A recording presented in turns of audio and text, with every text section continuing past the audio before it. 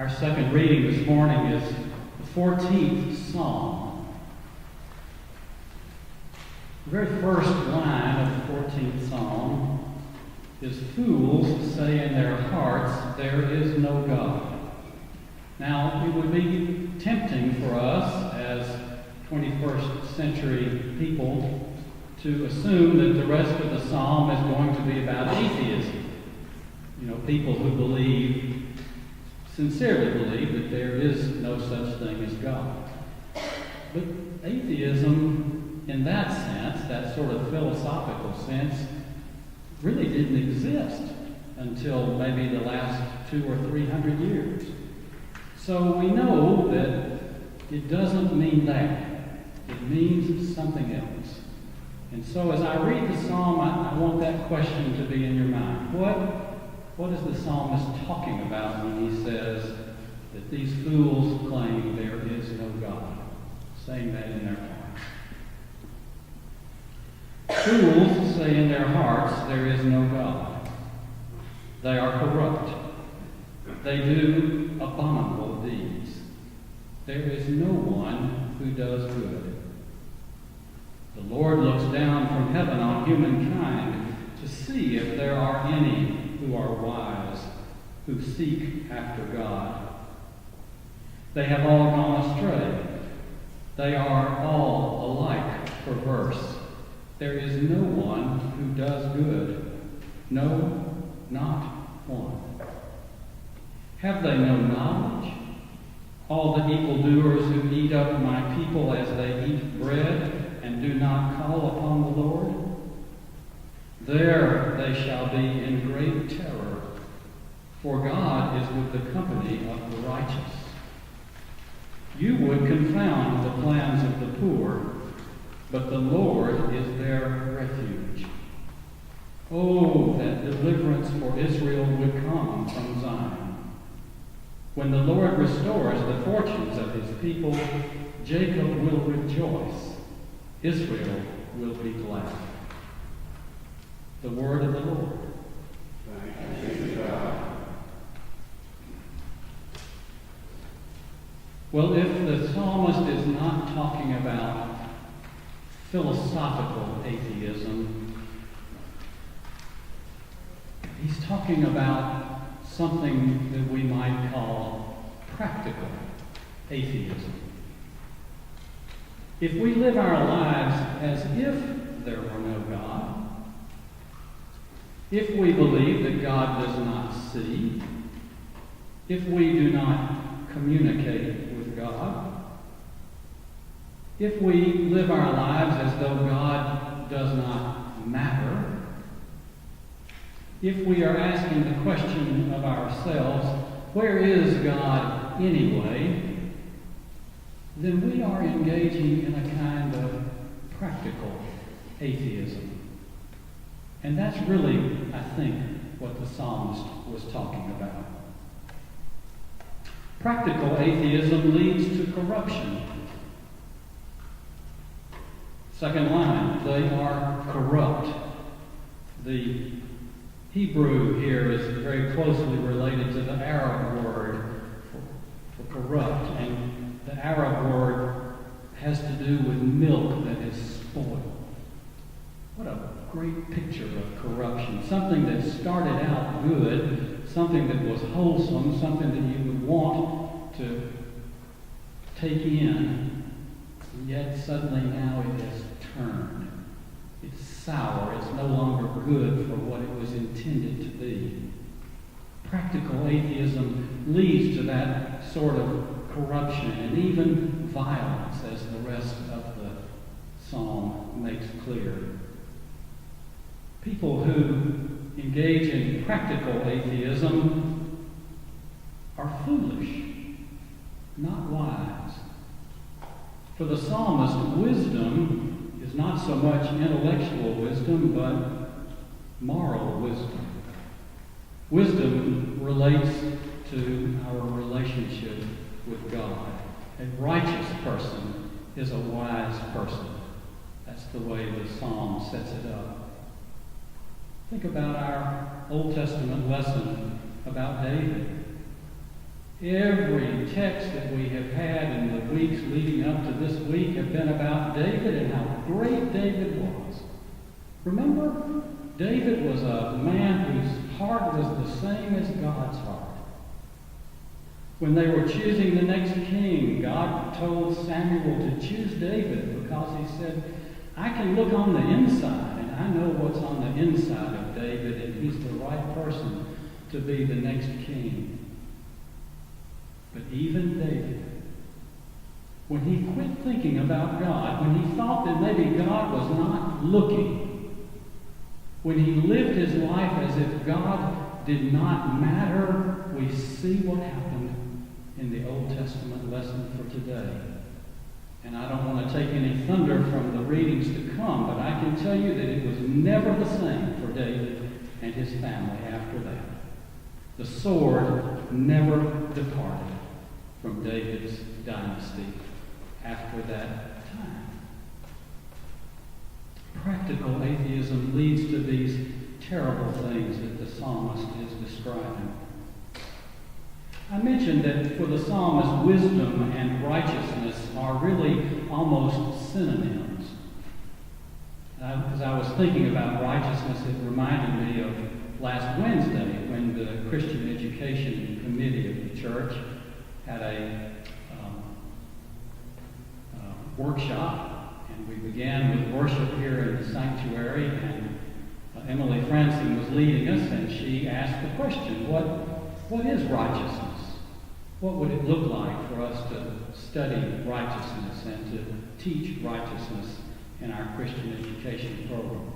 And I knew that there was an answer that I should have been able to come up with, but I just couldn't quite put my fingers on it. As I studied for the passage this Sunday, I remembered righteousness in the Bible is about having a right relationship with God.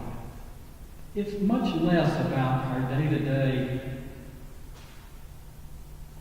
mistakes, about our specific behaviors. It's much more about our relationship. Not just any relationship, mind you, but a right relationship with God. So in order to have this, we first have to be in relationship. But then it has to be a right relationship. And that right relationship is that we understand that we are down here and God is up here. God is in control and we respond. God sets the rules and we live within those rules. That is a right relationship. And in the Bible, that's kind of the definition of what it means to be righteous. The opposite of righteous is to be kind of like what our culture often celebrates. We sometimes say, well, that person is really, they are so autonomous. They sort of decide what they're going to do and then they go for it. They achieve lots of things. They are self-sufficient. Don't we sort of celebrate self-sufficiency in our culture? The very word autonomous, if you go back to its Greek roots, means that the person is a law unto themselves. Self-law, self-rule. That's not what God is looking for. God is looking for someone who is willing to be under God's law.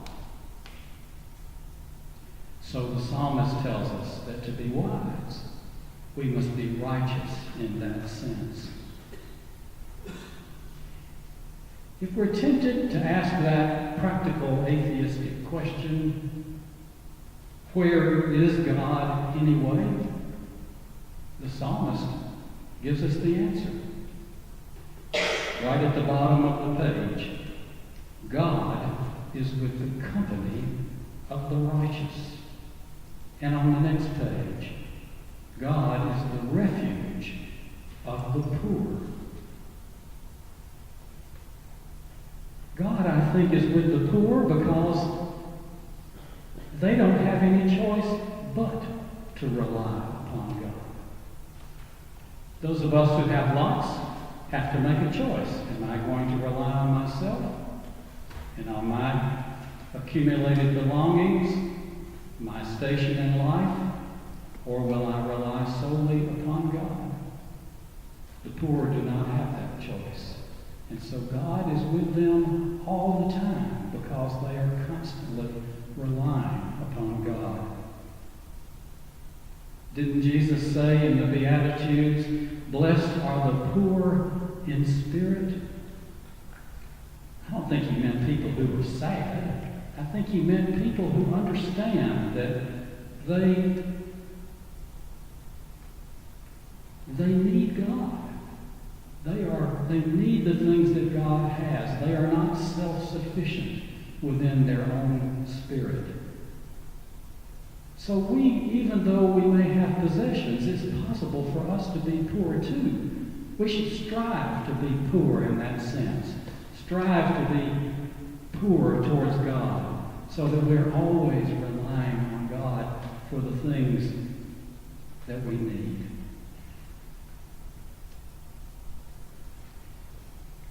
This is poetry, and maybe you heard in the poetry kind of